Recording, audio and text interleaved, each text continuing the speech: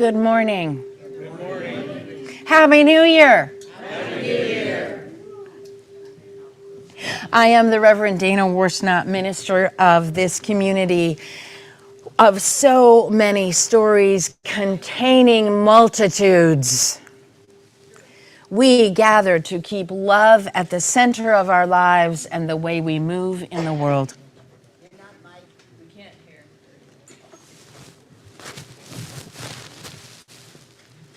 Yeah. Hello. Hello? Is that better? Okay, I'm going to do that all again. I liked it very well. And if anybody missed it, okay. So, good morning. Good morning. Happy New Year. Happy New Year. I am the Reverend Dana Worsnop, minister of this community of so many stories containing multitudes. We gather to keep love at the center of our lives and the way we move in the world. And it's good to see everyone here together. However you got here, those of you Zooming and YouTubing in due to the wonders of modern technology, woof. And whether you rolled in, walked in, danced in, shuffled on in, we are glad that you have joined us. We are a community of many beliefs, identities, origins, sexualities, and genders, and all are welcome. We preface our services by acknowledging that our building rests on the unceded ancestral homelands of the Chumash peoples. So let us pause and remember that we live on ground that is sacred, ground that cries out for justice and responsible stewardship. And in so remembering, may we find the courage to do our part to restore wholeness to the earth and to all her peoples. Three quick announcements and then a bigger announcement. The Health and Safety Ministry team will discuss safety at our church after the service next Sunday, January 12th. There's a presentation with a slideshow, and folks are welcome on Zoom and in the sanctuary. This is a team that has been working quietly, essentially since COVID began, to really pay attention to our safety and how we can be safer together. So they've got a lot to share. And they've been doing really excellent work. So please come. Also, we are going to have our first session of New to You for anyone who is new to the congregation and wants to know more about our history and meet other new people and just start to get a sense of what this congregation is that you have found yourself in. And that'll be after church on Sunday over in the alcove, and I'll be leading it with people of our ministry, our membership ministry team. And that's January 19th, 2 Sundays from now.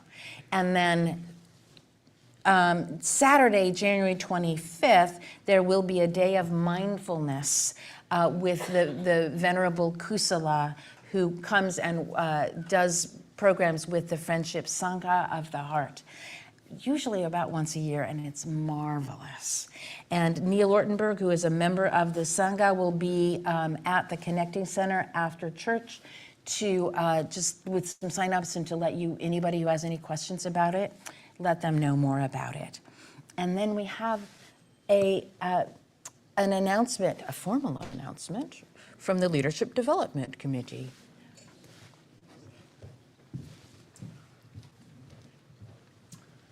Good morning, everyone. I'm Gary Zinnick, and I am... Mike's not on yet. Oh. I think I surprised him. Hello? Testing? You're good. Hello? Okay. There you go. Good morning, everyone. I'm Gary Zinnick, and I'm on the Leadership Development Committee along with Carolyn Briggs and Xenia Young. And the Leadership Committee is also serves as the nominating committee to nominate folks to serve in lay leadership positions here at the church. including the Board of Trustees, the Leadership Committee itself, and the Memorial and Endowment Fund Committee. And even though these positions won't begin until the summer, when you're voted in at the annual meeting, we're beginning our recruitment season now. And specifically for the board, we have 4 positions to fill, including vice president, secretary, and 2 trustee positions. And these positions, you typically serve a 1 or 2 year term. So we do have term limits. It doesn't last forever. And we do respect the peaceful transference of power. So we're encouraged to develop a spiritual practice here at the church, and serving in a leadership position can really be a form of spiritual practice and a way of giving back to our beloved community. So I hope that if one of us approaches you to serve in one of the leadership positions, you'll consider it seriously. And if you have any questions, please see me. I'm going to be at the connecting table after the service, or you could also talk to Carolyn Briggs or Xenia Young. Thank you. Thank you, Gary.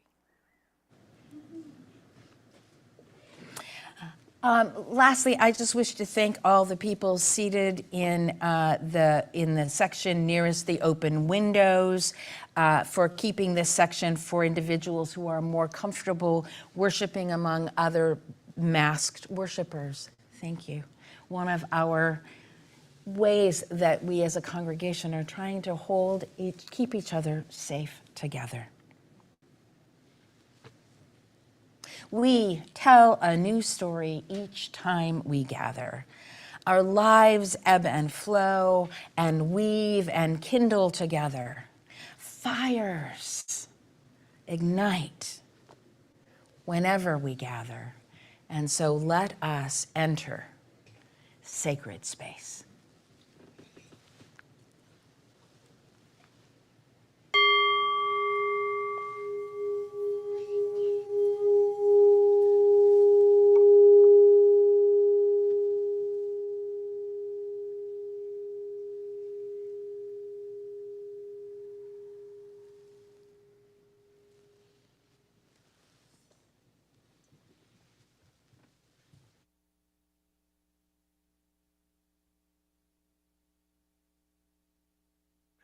Good morning.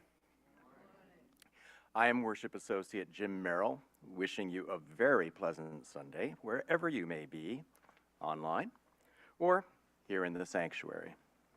We invite those who are Zooming or streaming into the service to light a chalice or candle as Reverend Dana lights the chalice of our free faith here in the sanctuary.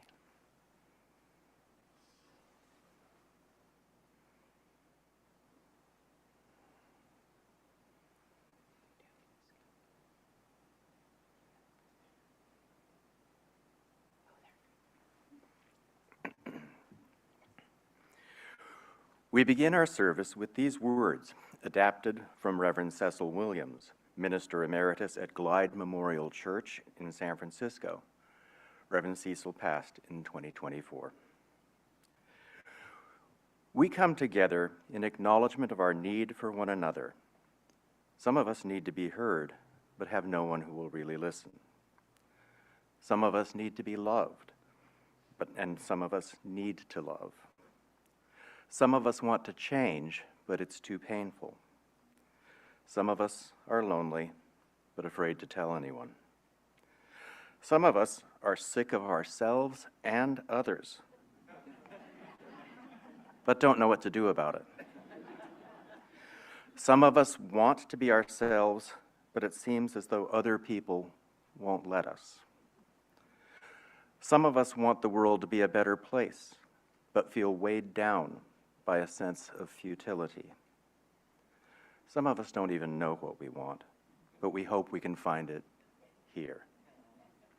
We come together, sometimes in fear, sometimes in trust, sometimes in pain, sometimes in joy, but always in hope and faith that we can help and strengthen each other in our quest for healing.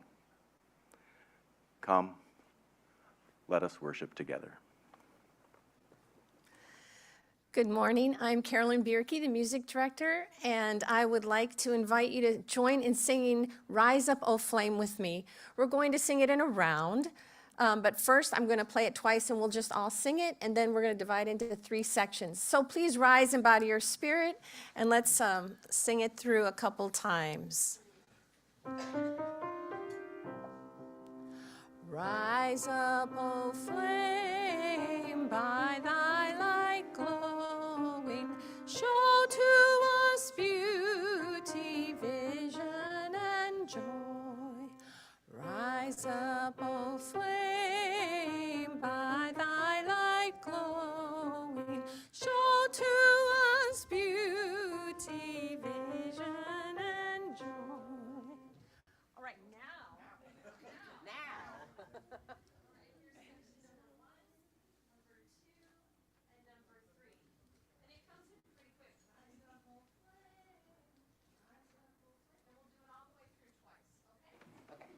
Here we go.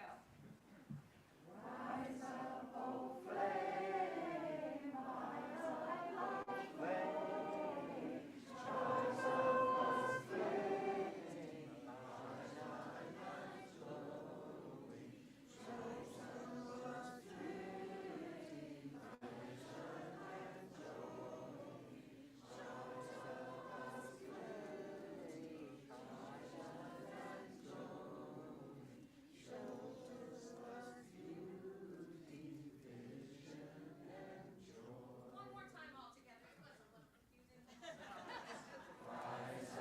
little confusing.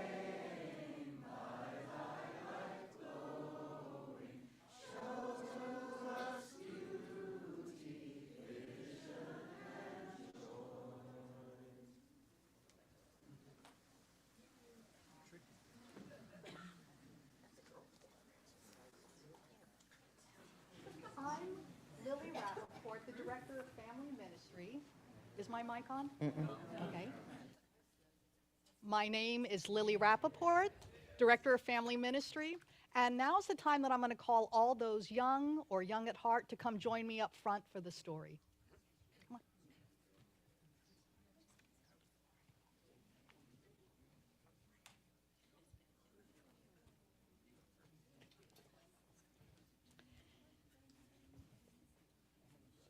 Perfect, please. And you look young at heart too. It's great. Across the ages, fire has been our tool, our weapon, and our beacon. Fire has been used both consciously and unconsciously for good and for bad. Today's story is a story of fire, and it's powerfully told from the perspective of fire. So when I say I, what am I? Fire, okay. A Tale by Fire, written by John David Buell. At night, I dream. I peek out from tiny holes in the sky and see the darkness all around. And smiles, for this is where my light still gets to shine. What are those tiny holes in the sky that you see? If you look up in the sky at nighttime, you see those tiny, bright holes? Stars, right? And what are stars? They're burning gases, burning fire. And from my dream, I wake once more. To rise and reign. What am I, you say?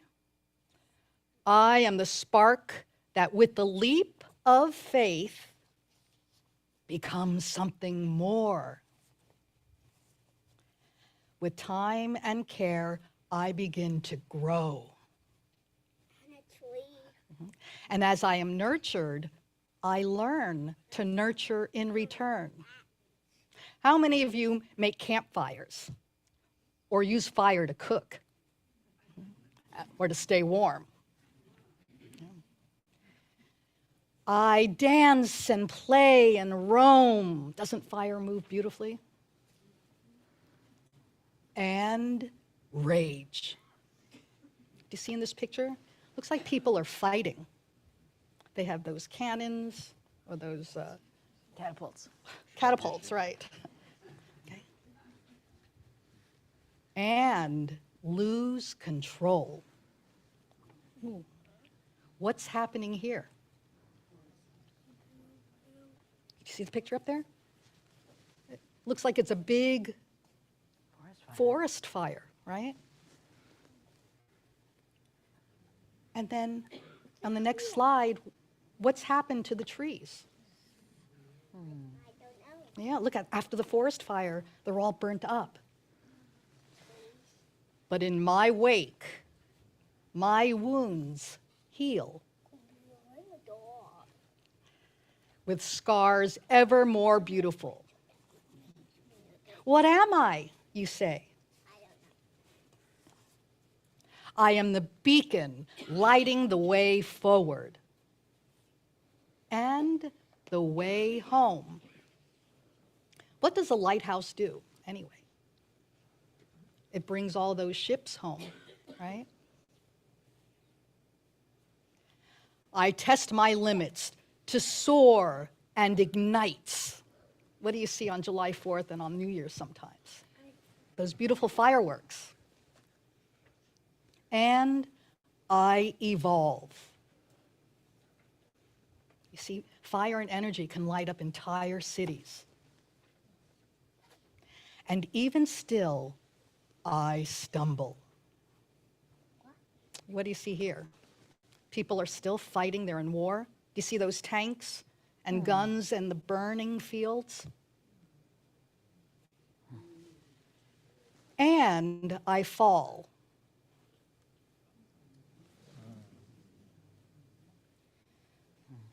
For a moment, I ponder all I have built. Is that out of space? And all I have destroyed. Is that out of space? And then I rise. What do you see there? It's a rocket ship. And where do you think it's going? Again and again until I spread my wings and glimpse a larger world whose borders are but figments of imagination. What am I, you say? I am the star that gives life. I am the gleaming tapestry of time telling a tale. Of a tale of countless worlds shining together as one. What am I, you say? I am all that lives in you. Let's keep that inner fire burning bright and beautifully as we rise in the center aisle and form a bridge to sing these bright flames out to their classrooms.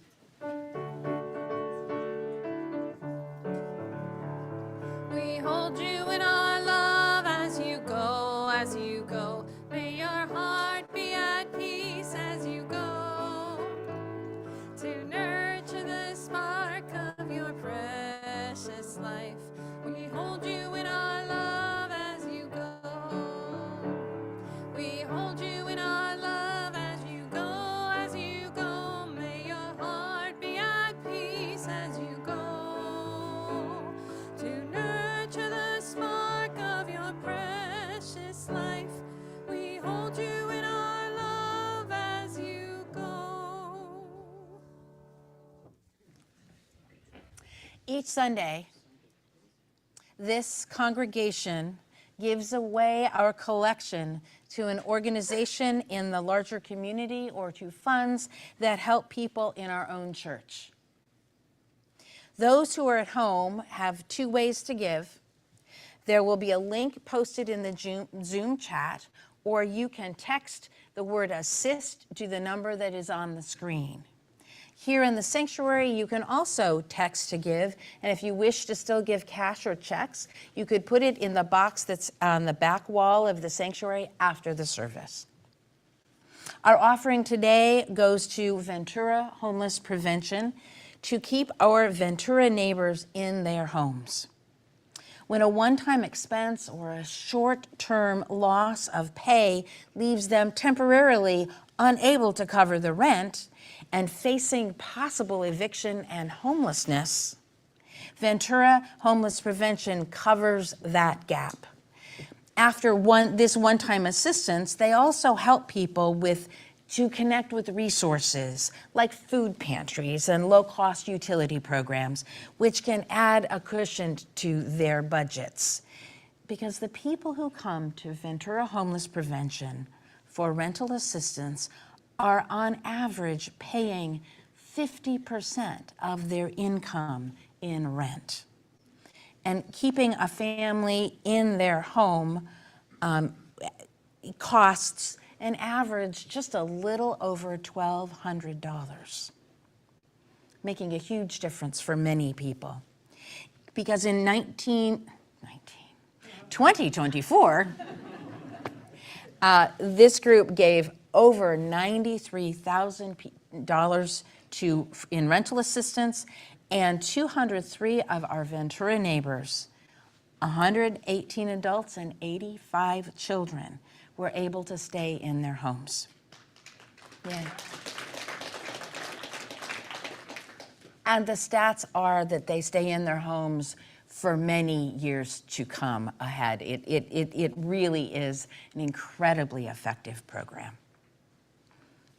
Among the people are an aunt who took in her 2 nieces after her sister died, or a family of 5 who one parent lost a job and temporarily lost a job to cover them until they found another one. Or there was a mother of 3 who used the rent money that she had on paying for her father's funeral. Far too many of our neighbors are unable to save for emergencies like this. And so donations like this one today helps Ventura Homeless Prevention keep a roof over their heads. Thank you for giving generously, as you always do.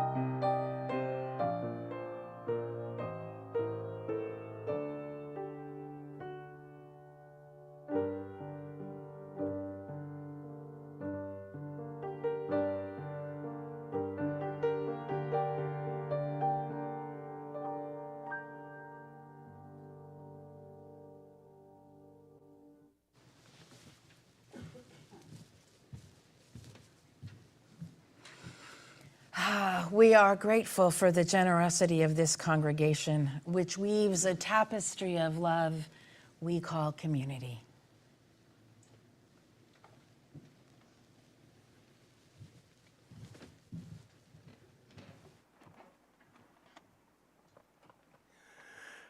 Now is the time in the service when we hold up the great joys and sorrows that grace our lives.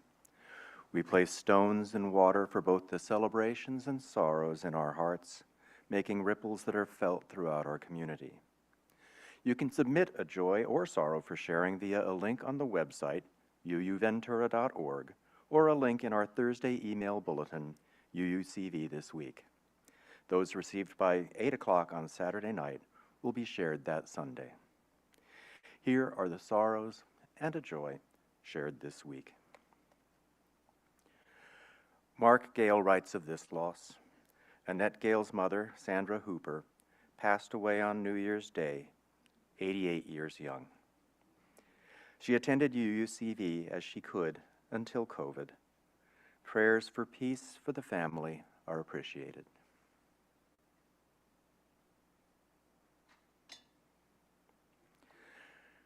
Erin Merrill shares, my friend Rhiannon, who was very involved in her church in San Diego and in the UUA, died on Christmas after some weeks in the hospital. I saw her last at our final young adult camp on Labor Day, and it's hard to believe she's gone.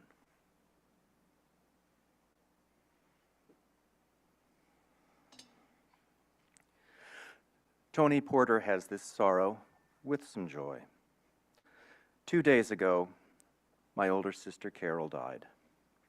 There were 3 of us. My younger sister Sally died a few years ago. They both lived in the UK while I've been here since 1980. But we remained close.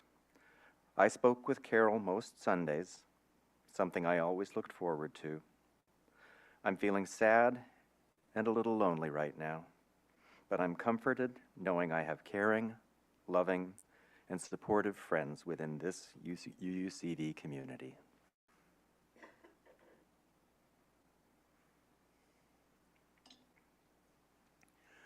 Rena Pizzuto asks, please send healing thoughts to my brother Maury.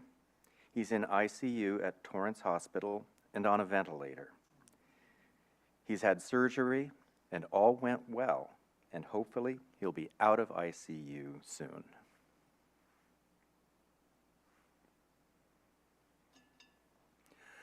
And on the joys side, Ruth Owens is happy to announce that she will be presenting a talk on her trip to the Antarctic this Thursday, January 9th at 6:30 p.m. here at UUCV. Everyone is welcome to come hear about the adventure and see lots of pictures and videos. It will last about 90 minutes.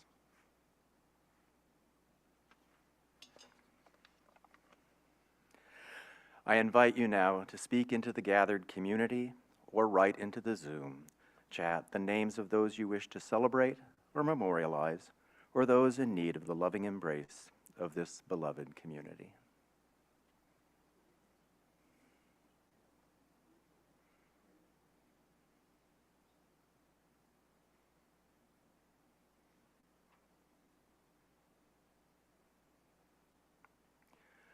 Reverend Dana will now place one final stone into the water for all the joys and sorrows yet unspoken in the silent sanctuary of our hearts.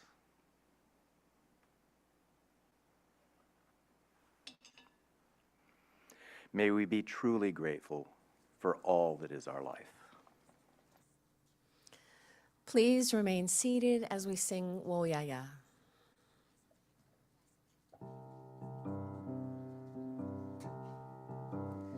We are going, heaven knows where we are going, but we know within, and we will get there. Heaven knows how we will get there, but we know we will. It will be hard, we know, and the road will be muddy and rough, but we'll get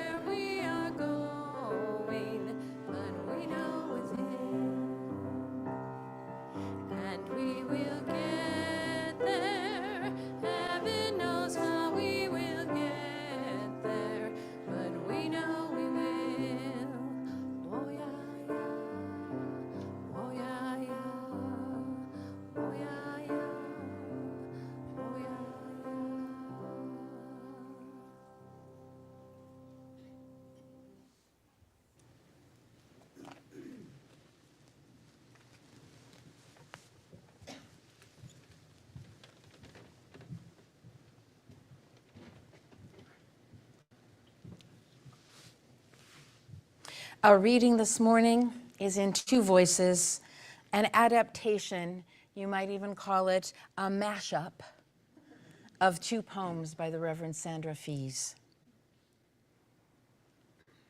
We have stories that long to be told and retold, stories that long to be imagined and reimagined, stories that long to be envisioned and celebrated. And in our lives, there arrives the moment when a choice arises, a holy moment. A decision must be made. Do I remain as I am, holding on to familiar stories? Or do I risk inching, leaping, flowing in another direction, telling a new tale? Do I risk what I think I already know I am? Do I forfeit my security for the possibility that a simple shift may alter the course of my life, even perhaps the life of another? I long to let go of all that restrains me so that I might pursue the impossible and surmount the insurmountable. To let go of anger, to let go of the need to be in control, to forgive a friend, to forgive myself, to refuse what thwarts my spirit, to refuse what limits my mind, to surrender to what will come, to surrender to this holy moment I have let slip away for too long. New stories await, lighting new truths and paths. Together, we have all we need to cultivate a transformative story of justice, love, and beauty.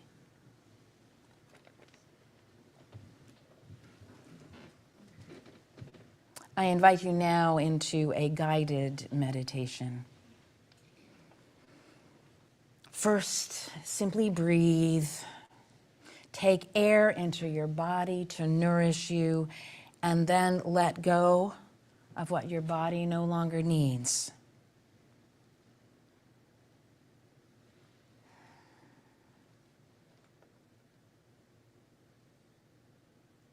Think back, as you can, to the first story you remember about yourself.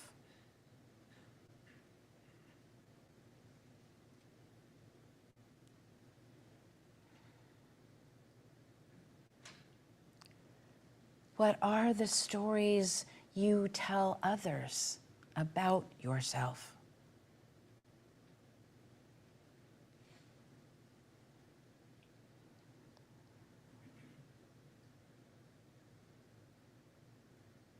What are the inner stories that you hold close?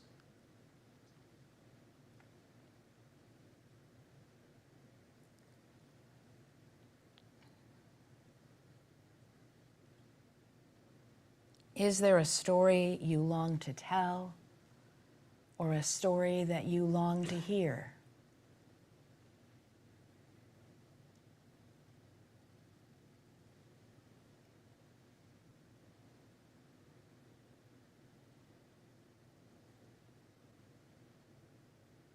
What story do you wish to leave behind?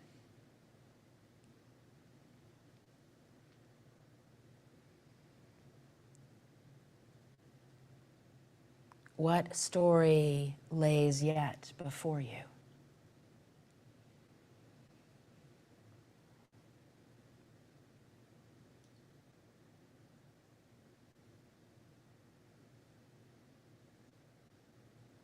Breathe in, connecting to your center. Breathe out, connection from your center.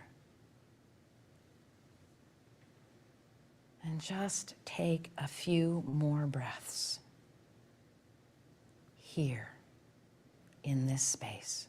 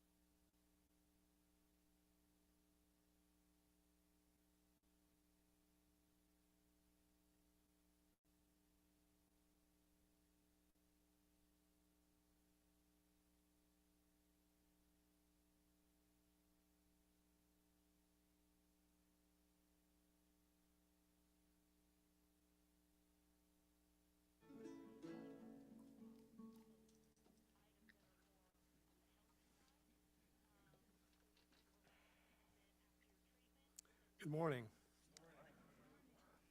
We are Chucumite. We are a group that plays traditional folk music from the southern part of the state of Veracruz in Mexico on the Gulf. Veracruz was the point of entry for the Spaniards to the New World in 1519. And when they came, they brought their religion, obviously, and they brought instruments.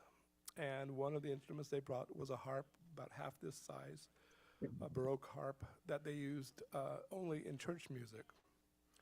And the indigenous people of the area loved the sound of the harp and eventually began developing their own and playing it with what developed into what is called son jarocho, the type of music we play, which is a mixture of three roots, which is the Spanish music, music of the slaves who were loading the ships, and their own rhythms. Because before this time, the native people had never seen string instruments. All they had was percussion, flutes, things like that. So our instrumentation today is the harp, which is developed into a larger size after the harps that were developed in western Mexico. And we have the leona, which is a melodic and bass instrument. It's carved out of one solid piece of wood that is hollowed out and a separate top and fingerboard are applied. And the jarana, which is a direct descendant of the Baroque guitar from Spain, and it's also one piece of wood with a separate top and fingerboard applied. And originally, the harps were cut out of a log, hollowed out with a separate neck, pillar, and top applied. And nobody makes them that way anymore. It's very labor and material intensive. But I do have one made in that fashion that was made for a friend of mine in 1957, and he passed it on to me. So we'll play El Siquisiri, which is a welcoming song that's played at the beginning of a fandango as a fiesta or celebration in Veracruz is called.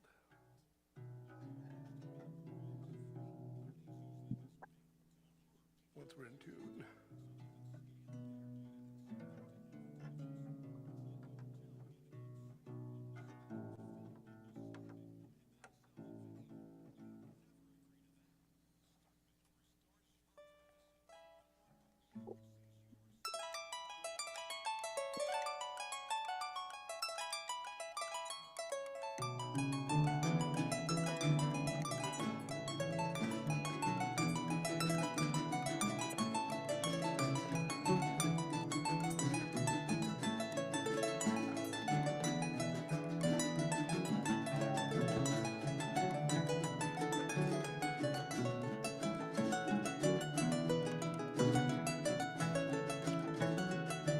Buenas tardes, señorita, muy buenas tardes, señores. Muy buenas tardes, señores, señoras y señoritas. A todas las florecitas de los dos cultivadores, la trovas más bonitas de estos pobres cantadores. Ay, que sí, que no, en este lugar estoy. Ahora sí, mañana no, porque tu amor no está ido. Ahora sí, porque si no, y de aquí no me voy. Hasta que no hablé contigo para saber si es que soy de tu amor correspondido.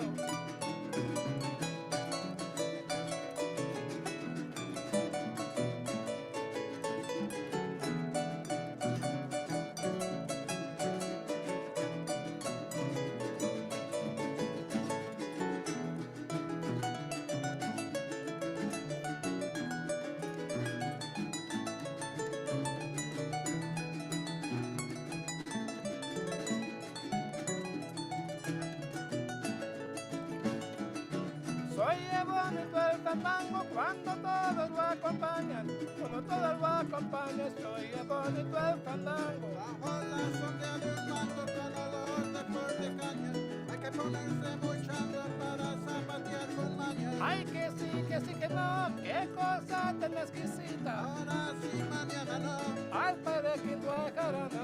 Ahora sí, porque si no, en el pecho me palpita. En la chica y yo, en el alma se engalana cuando se escucha solita el alba veracruzana.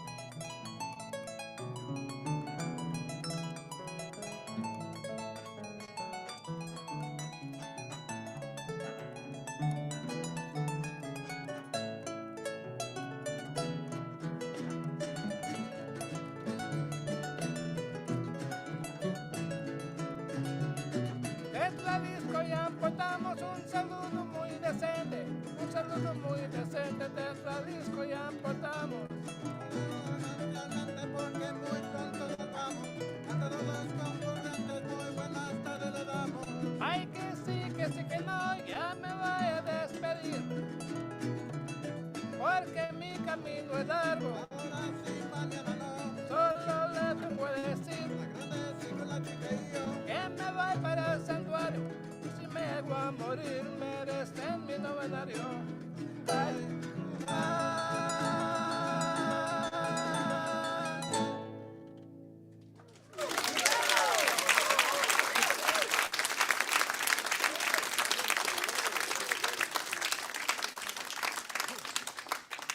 Wow, thank you. What a way to kick off the new year. Thank you.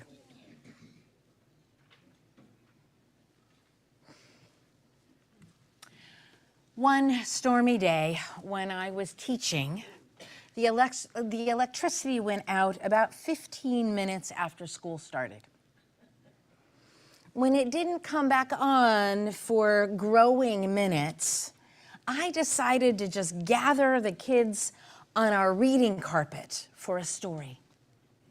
I threw together a kind of fire with flashlights in a bucket and some red, yellow, and orange tissue paper.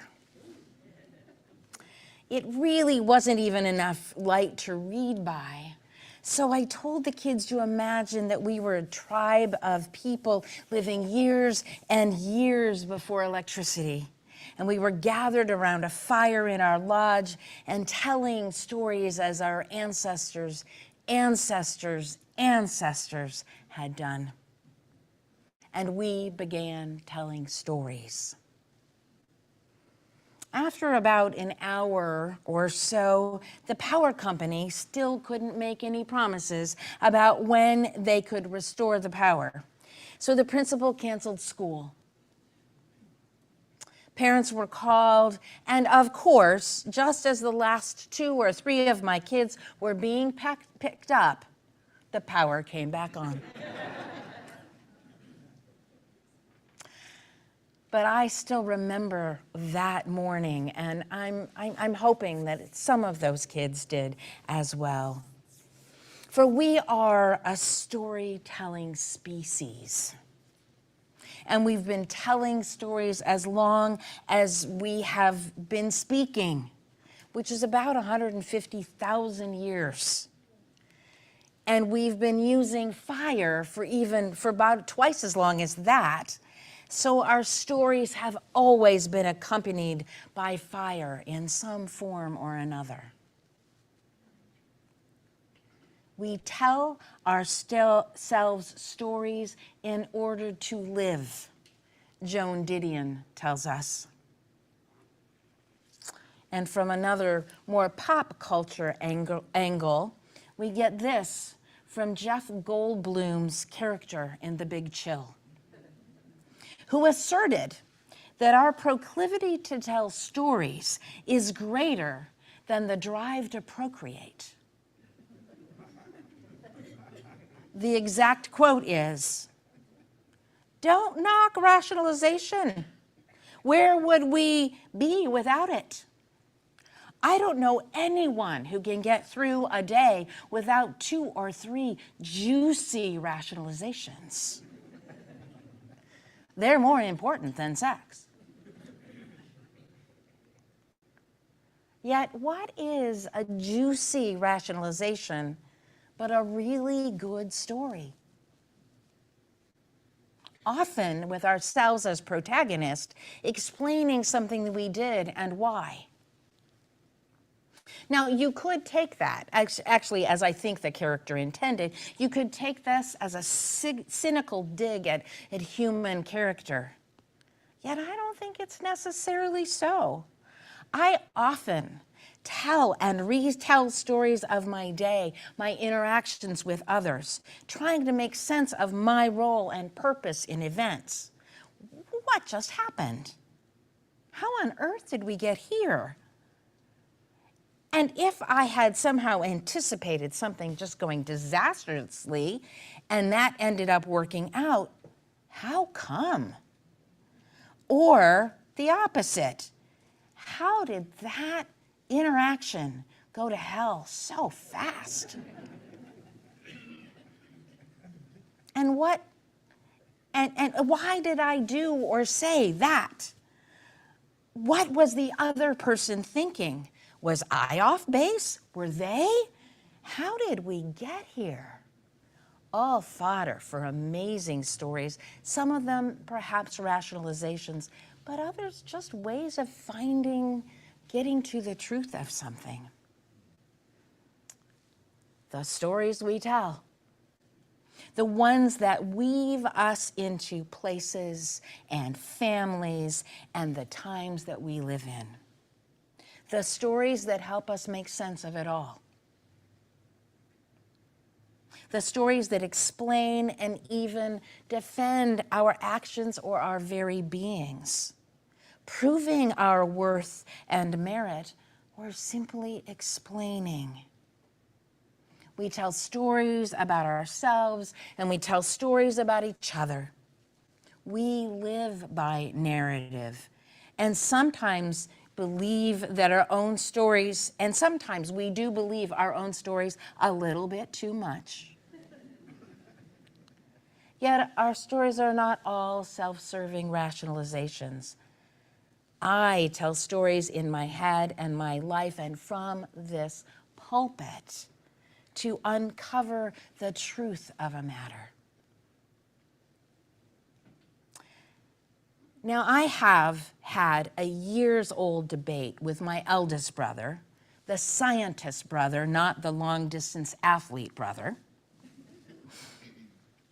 We've had a debate about the relative merit of material scientific facts and the power of narrative. Doug is suspicious of narrative as being too subjective and not provable by the scientific method. I think he really only trusts things that he can prove in that way. He loves nonfiction, scientific journals, and documentaries. He literally survived the pandemic shutdown sitting at home watching C-SPAN. He loves it. I read almost exclusively fiction and love movies and television shows which are all made up in the minds of masters of narrative, or many of them are actual masters, because I find so much human truth in it all, and beauty and possibility. Doug loves things numerically quantifiable, especially if it shows up in a good graph with lots of data points. Give me poetry, well-drawn characters, and surprising, though still credible, plot twists. Now, Doug comes and visits me at Christmas every year. And when he arrived this year, he was past due on reviewing a scientific paper. He couldn't seem to gather the will or concentration just to pound it out so we could walk the dogs by the beach. He asked how I deal with writer's block. So I shared a practice that I learned from another writer. I light a candle, yes, it's in a chalice, and invoke the muses and graces, saying, gracious, fierce, and tender ladies of power, beauty, and possibility. And then I thank them for all that they have given me in the past, all the inspiration. And then I say something like, and this morning, please keep it coming. Doug laughed, though he also agreed to let me light a candle for him, to the muses and the graces. And then he sat at the table writing while I read by the fire. Less than 2 hours later, he looked up from the screen and said, it worked. He had a solid enough draft that we could go out and play. He'd even found something in a graph in the paper that didn't quite add up to the way the authors had concluded. So apparently the muses can help with numbers too. Makes for a good story, doesn't it? And maybe the fire helped too. The small flame of the chalice and the whole fire in the fireplace. So, here we are. People who still have the DNA of the ancestors who sat around fires telling the stories that helped explain life. What happened and how we came to be and what we do about it. Though I think Doug would disagree with this, I would say that science gives us new stories, sometimes better stories, but new explanations of what happens and how that things have come to be. I suppose there are still other stories that are there for us to ask what we do about it all. And we are now living in a great time of transition in human history, I believe. And so often, these kinds of big shifts and transitions happen alongside breakthroughs in communication technologies. First, we developed language, then alphabets and writing, then scrolls and books, and the printing press, and followed by radio and television. And we are now in the midst of a proliferation of digital communication, moving faster than any of the others in terms of those transitions, and far from settling down. New stories are being told in new ways. Now, all communication technologies have also facilitated falsehoods. From self-serving rationalizations to propaganda to outright lies to intentional disinformation. And we have all used, and all of them have been used to find new ways of understanding the world and our humanity. In our new world of communication, this shifting, changing, swirling, confusing world of communication, it's hard to tell which is which is a new way of thinking and understanding, and which is just outright misinformation, disinformation.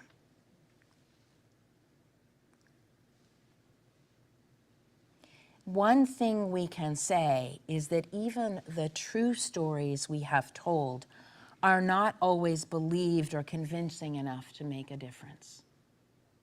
That seems to be part of the problem. Is it time for new stories?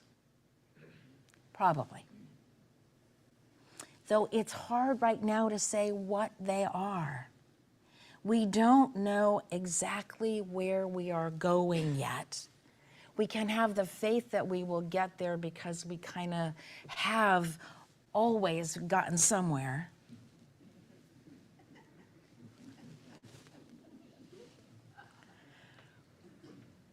And for right now, rather than trying to find a new story, maybe it's a better plan to let go of the stories that we have been telling and hold ourselves open to new narratives and ideas, stories, and possibilities. Not to put away the critical mind, which is all the more necessary now, but just open up to new ways of seeing and other ways of seeing that we don't understand. And what if we move ahead into this new year, not with an old story or even yet with a new one, but with an ongoing openness to uncertainty and questioning assumptions?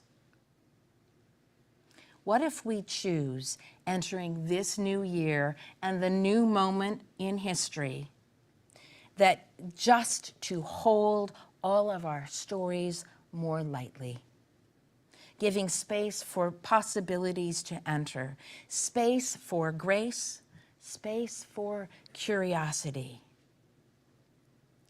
We have so many stories that long to be told and retold. Stories that long to be imagined and reimagined, that long to be envisioned and celebrated. Let us enter this year imagining and reimagining stories to tell, and letting them find us newly, bringing new understanding of self and others. Letting go of the stories that have held us back or no longer serve. For new stories do await, lighting new truths and new paths. Together, in community, we have all we need to cultivate a transformative story of justice, love, and beauty. Let us do it together. It matters what kinds of stories we tell. It matters that we tell true stories as best we can. They need not necessarily be literally true, but true to what we value in ourselves, in each other, and in the world. We weave narratives to live, and changing the narrative can change our lives and the way we live in it. What stories are we telling about this past year? What story will tell about the year new? What story will we tell about the year newly upon us? How will our stories guide us? Join me and all of us together by the fire, and let us find out together. Amen. May it be so.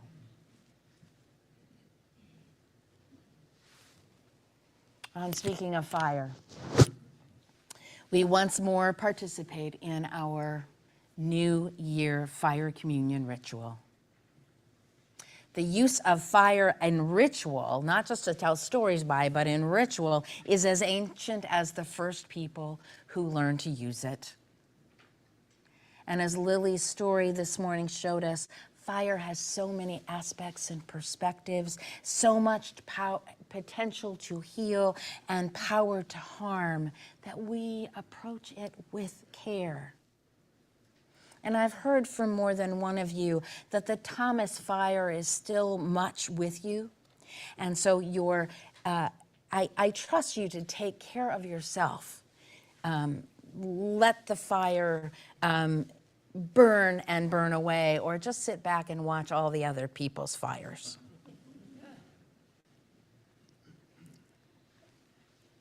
This day, what stories from the past year or even farther back do you want to put to rest? What stories are done? And consider what it is that you are letting go of as the year passes. What blocks your path or obscures possibilities before you?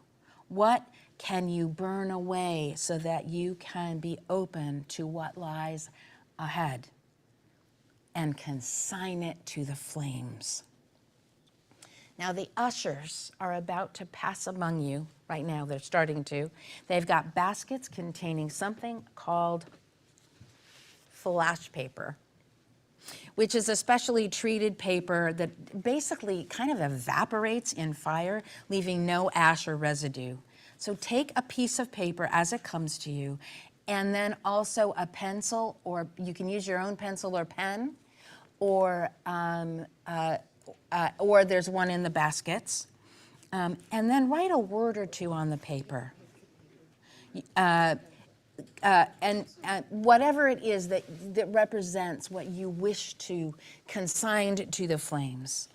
And then come forward and put your paper into this flame that Jim now lights from our chalice flame.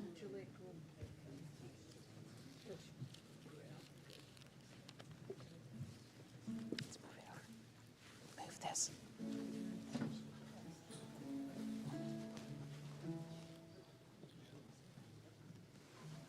And when you are ready, just come forward and put it in the flame. Jim and I are going to demonstrate. It really burns quickly and it just evaporates. But one of the best ways to do, we're just going to demonstrate, is put it in, and then lift it up and send it off. And even if it burns, you can't feel it. Even if it doesn't quite just evaporate. One more time.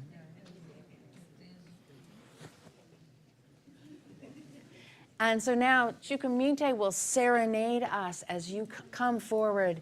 Burn away what burdens you and enter this new year fresh, clear, and open.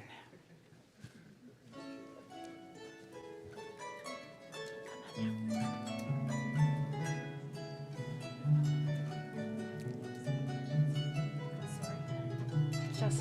can meet the people as they come forward. Say nice things.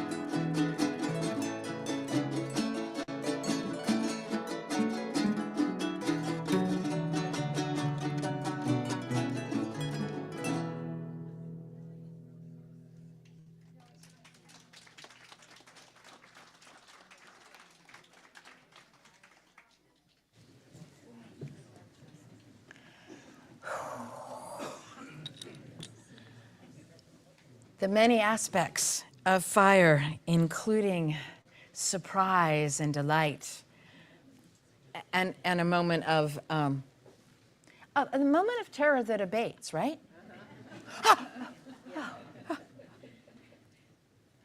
Please join me in prayer.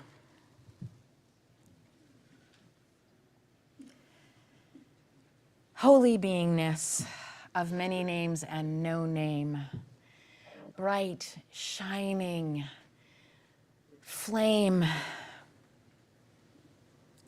of stories true and delightful.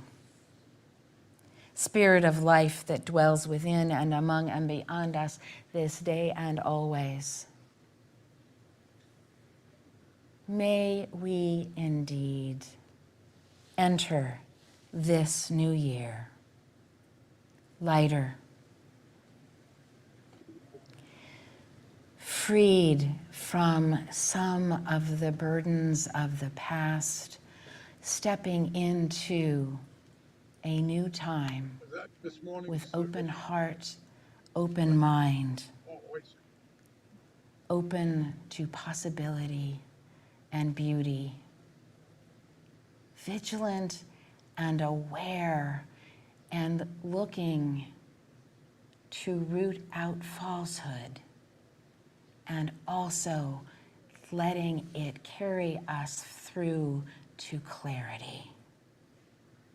May we move lighter and more clearly of love and joy and hope and possibility, knowing that together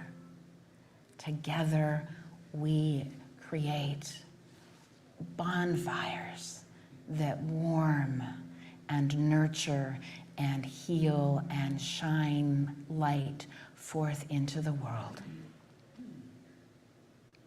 And may all those who are ill find healing. May those who are in despair find hope. May those who are without shelter find home.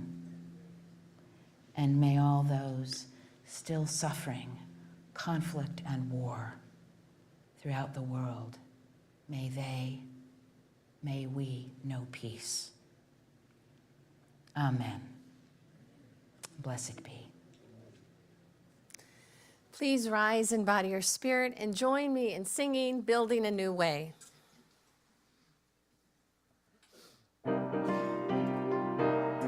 We are building a new way. We are building a new way. We are building a new way, feeling stronger every day. We are building a new way. We are working to be free. We are working to be free. We are working to be free. We are working to be free. Hate and greed and jealousy. We are working to be free. We can feed our every need. We can feed our every need. We can feed our every need. Solid love that is the seed. We can feed our every need. Peace and freedom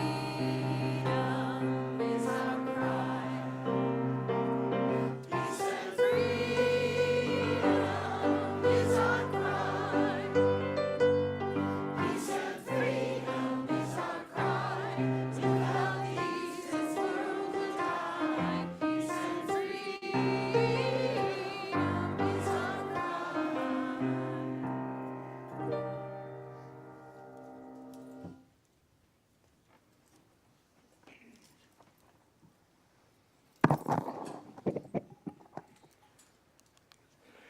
Please join me in reading the words on the screen As Reverend Dana, as we prepare to extinguish our chalice, we extinguish this flame, but not the light of truth, the warmth of community, or the fire of commitment.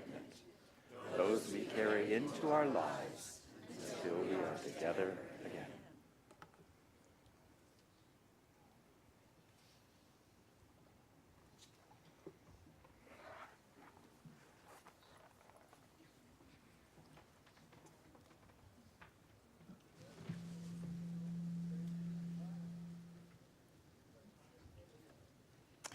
All here in the sanctuary are invited for coffee, tea, bagels, and conversation in our community room, Berg Hall, which is through either of these sets of doors. You can drop by the big round table under the Connecting Center sign to visit with friendly folk who are waiting to say hello.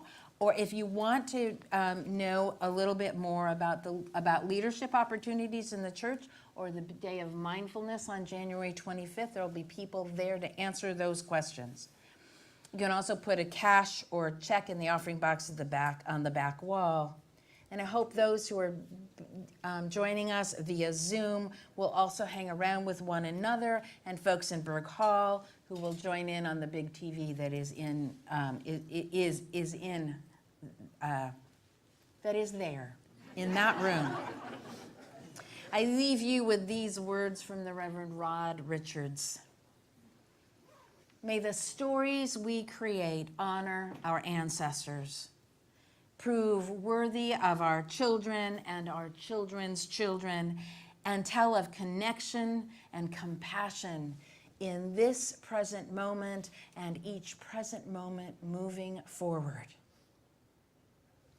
Go forth in love, go forth in peace, go forth into this new year lightly and brightly. May it be so.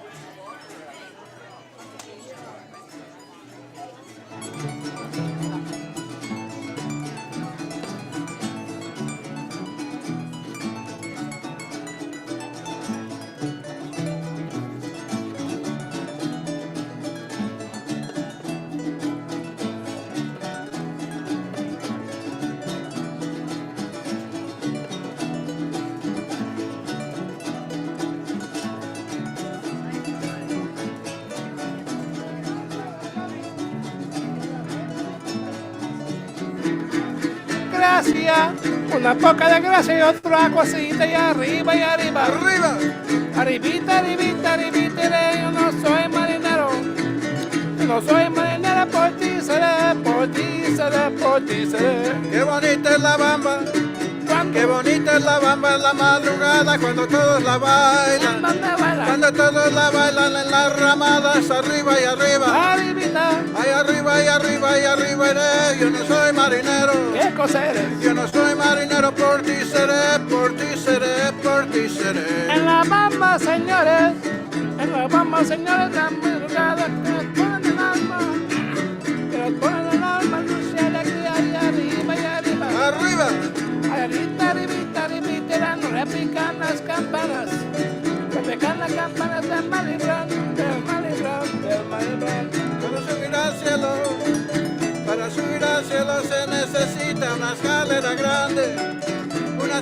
grande y otra chiquita, y arriba, arribita. Ay, arriba y arriba y arriba iré. Yo no soy marinero. ¿Qué cosa eres? Yo no soy marinero, soy capitán, soy capitán, soy capitán.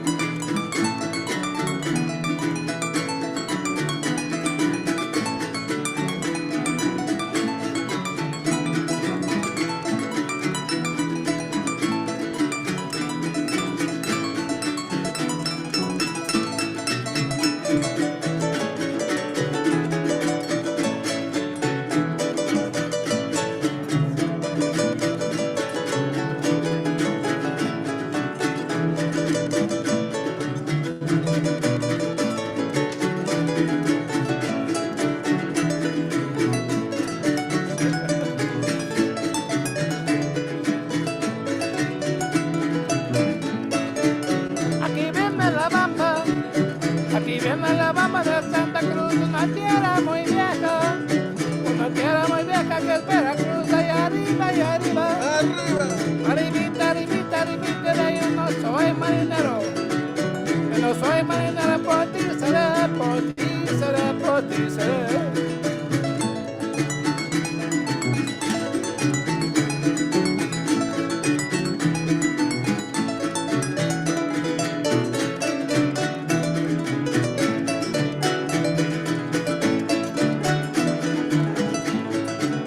Ay, te pido, ay, te pido de compasión que se acabe la bamba, que se acabe la bamba, venga otro son, ahí arriba, y arriba, ahí arriba, y arriba, y arriba, y yo no soy marinero, yo soy marinero, por ti seré, por ti seré, por ti seré.